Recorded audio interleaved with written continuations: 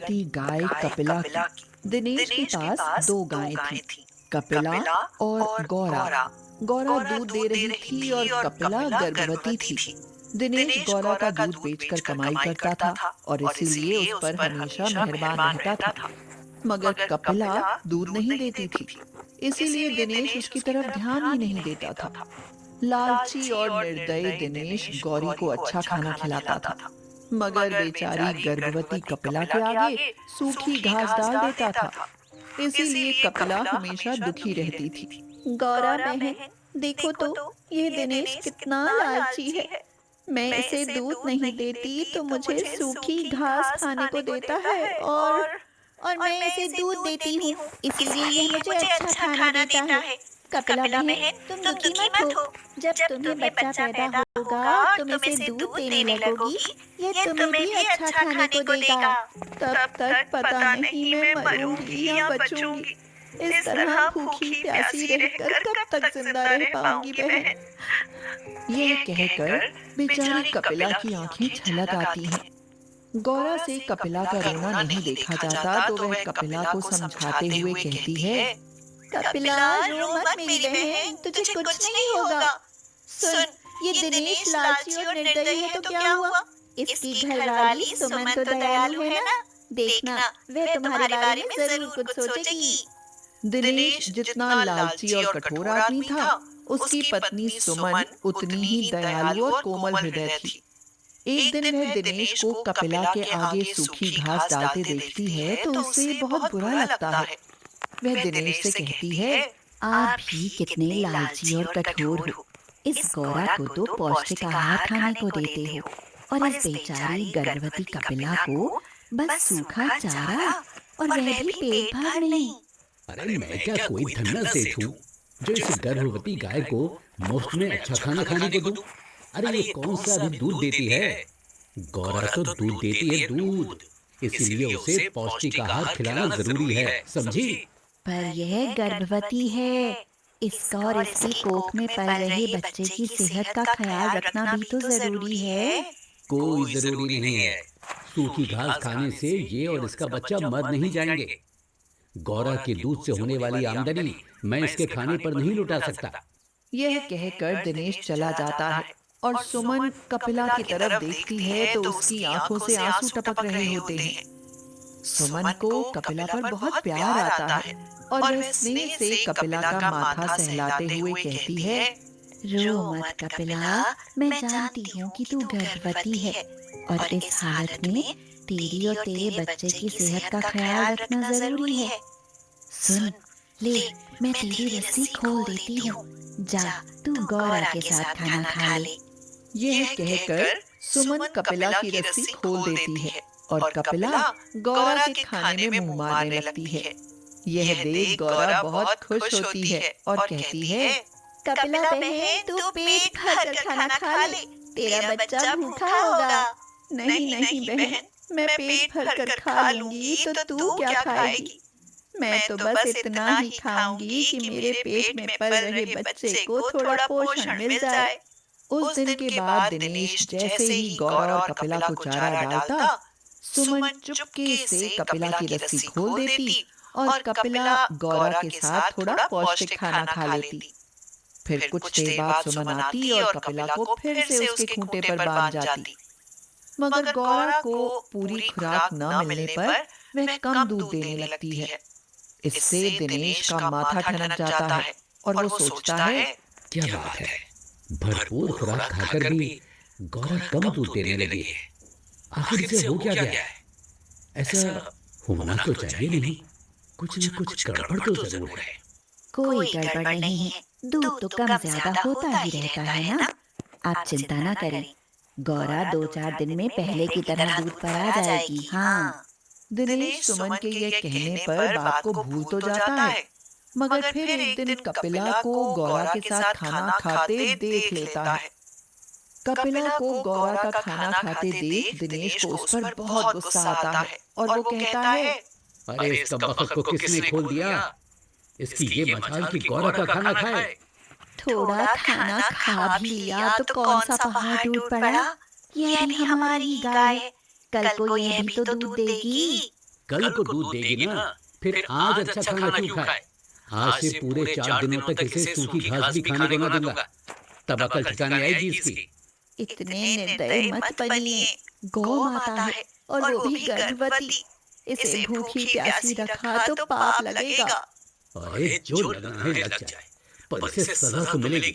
और सुनो, जो तुमने इसे खाना दिया तो तुम्हें भी घर से निकाल दूंगा, समझी?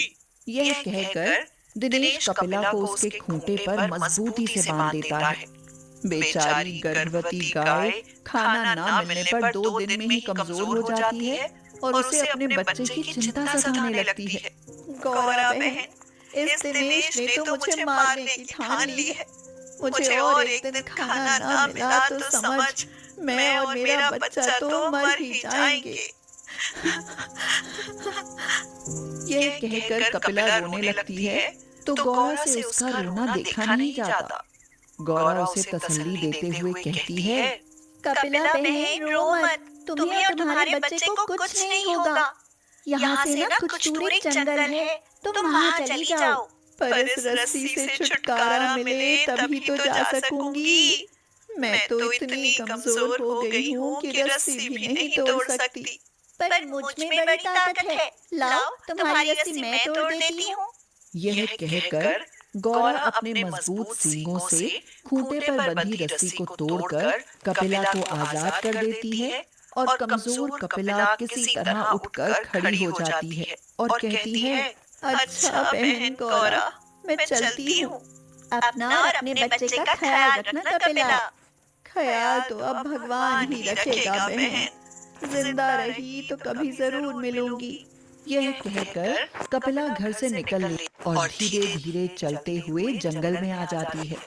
जंगल पहुंचकर कपिला खुश हो जाती है और कहती है, अरे यहाँ तो पानी का तालाब भी है और आसपास हरी हरी घास भी खड़ी है। पहले तो मैं पेट भरकर हरी घास खाऊंगी और फिर पानी पीऊंगी। यह कहकर कपिला पेट भर घास चढ़ती है और फिर तालाब में पानी पीकर वहीं एक पेड़ के नीचे अपना आश्रय बना लेती है। इधर कपिला के जाते ही दिनेश अचानक बीमार पड़ जाता है। उसकी हालत बिगड़ती जाती है। वैद्य जी उसकी बीमारी को गंभीर बीमारी बताते हुए कहते हैं, दिनेश बेटा, तेरी बीमारी बड़ी गंभीर बीमारी है, पर मेरे पास इसकी दवाई है। उस दवाई से मैं ठीक तो हो जाऊंगा ना वैद्य जी? हाँ, हो जाएगा। ये कुछ गोलियां हैं बेटा, सुबह शाम 2-2 गोलियां गाय के दूध के साथ खा लेना। पर खाना गाय के दूध के साथ ही, वरना बिल्कुल ना खाना। हमारे घर में तो गाय दूध देती है वैद्य जी। अब बस ठीक है, फिर कोई दिक्कत नहीं, मैं चलता हूँ। कुछ देर बाद सुमन गाय का दूध लेकर आती है और दिनेश उस दूध से गोली खाने की सोचता है। मगर वह जैसे ही दूध का गिलास हाथ में लेता है, दूध अचानक से फट जाता है और दिनेश हैरानी से कहता है, अरे ये क्या सुमन, दूध तो फट गया। पर दूध तो ताजा था, फिर फट कैसे गया? रुको, मैं और दूध लेकर आती हूँ। ये कहकर सुमन और दूध लेकर आती है, मगर दिनेश के हाथ में आते ही वह भी फट जाता है। सुमन जितनी बार दूध लाती है, उतनी ही बार दूध फट जाता है। यह देख दिनेश परेशान हो उठता है और हैरानी से पूछता है, आखिर ये हो क्या रहा है सुमन? दूध इस तरह फट क्यों जाता है? ये तो भगवान ही जाने क्या हो रहा है। हो सकता है हमारा दूध खराब हो। आप धीरज रखिए, मैं पड़ोस से दूध लेकर आती हूँ। सुमन पड़ोस से दूध लेकर आती है तो दिनेश का हाथ लगते ही वह भी फट जाता है। फिर तो सुमन जिस भी गाय का दूध लाती है वही फट जाता है। दिनेश दवाई ही नहीं खा पाता और उसकी तबीयत बिगड़ने लगती है। लगता है अब मैं न बच पाऊंगा। पता नहीं भगवान मुझे किस पाप की सजा दे रहा है सुमन। और सताओ गौ माता को, आप मानो या ना मानो, ये कपिला पर जुल्म ढाने की ही सजा मिल रही है आपको। बेचारी पता नहीं जिंदा भी है या मर गई। सुमन, पैसे के लालच में आकर मैं बहुत बड़ा पाप कर बैठा। मुझे गौ माता को सताना नहीं चाहिए था। यह कहकर दिनेश फूट फूट कर रोने लगता है। फिर समय बीतता जाता है और एक दिन कपिला जंगल में एक स्वस्थ और सुंदर बछड़े को जन्म देती है। अपने नटखट बछड़े को देखकर कपिला सोचती है, बहुत प्यारा और नटखट बेटा है मेरा, पर इसे लेकर जंगल में रहना खतरे से खाली नहीं है। किसी दिन बाघ या शेर का शिकार बन सकता है। क्यों ना इसे लेकर अपने घर वापस चली जाऊं? अब तो मैं दूध देती हूँ, इसलिए दिनेश मेरी और मेरे बच्चे की अच्छे से देखभाल भी करेगा। हाँ, यही ठीक रहेगा। यही सोचकर कपिला अपने बछड़े को लेकर घर की तरफ चल पड़ती है। कपिला घर आकर सबसे पहले गौरा से मिलती है। गौरा उसे और उसके बच्चे को देखकर फूली नहीं समाती और मारे खुशी के उसकी आंखें छलक आती हैं। वह कपिला से कहती है, कपिला बहन, कैसी हो? मुझे तो तुम्हारी बहुत याद आती थी। मैं भी तुम्हें बहुत याद करती थी बहन। अरे वाह, तुम्हारा बेटा तो बहुत प्यारा है। हाँ बहन। कपिला यह कह ही रही होती है कि तभी दिनेश आकर सीधे कपिला के पैरों में गिर जाता है और कहता है, मुझे माफ कर देना गौ माता, मैंने तुम पर बड़े अत्याचार किए हैं। यह कहकर दिनेश रोने लगता है। उसे रोते देख कपिला की भी आंखें भर आती हैं। कपिला उसे माफ कर देती है।